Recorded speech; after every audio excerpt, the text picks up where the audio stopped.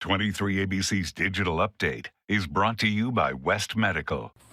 Good evening, I'm KEELEY Middendorp. Here's what's making headlines across the county.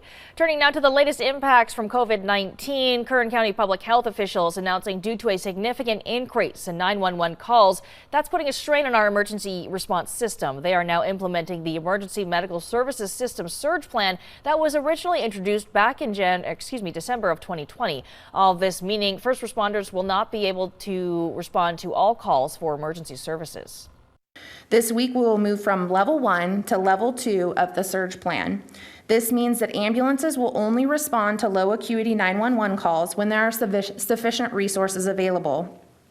If an ambulance is not available to be dispatched, the caller will be informed of the situation and provided with other options for obtaining care, including contacting a primary care physician or an urgent care.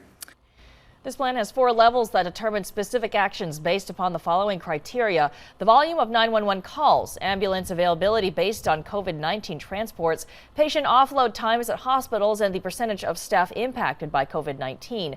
The plan changes to the system will be implemented later this week. The county has also integrated an additional emergency response agency called Pro Safety into the system to respond to lower risk calls when ambulances are unavailable.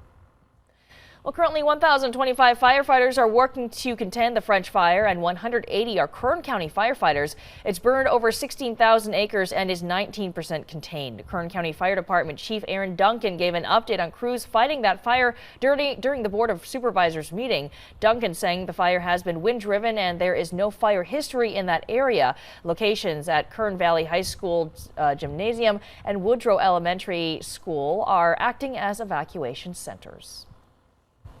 And we've been watching the French fire very closely here on the satellite through the day today. You see just after 4 p.m. a lot more activity from that fire. We really see an uptick in the smoke from the fire and expecting quite a bit more fire activity into the early evening. So that's something we'll watch very closely. Fortunately for us here in Bakersfield, the smoke from that fire is not heading our way, so it's not affecting our air quality whatsoever. Temperatures tomorrow staying in a similar range as today, 95 degrees your high temperature in Bakersfield, and we do see some triple digits over in the desert. Eventually, I think we will see some triple digits here in the valley as well. Close by Friday, by the time we get to the weekend, I think temperatures getting up above 100 degrees, which hasn't happened in a while. I think it hasn't happened since August 17th, so we've had a nice little break from the heat here in Bakersfield, and again, it doesn't really move in until this weekend. 7-day forecast for our mountain communities showing that same pattern. Temperatures heating up Friday into Saturday and staying pretty warm into next week.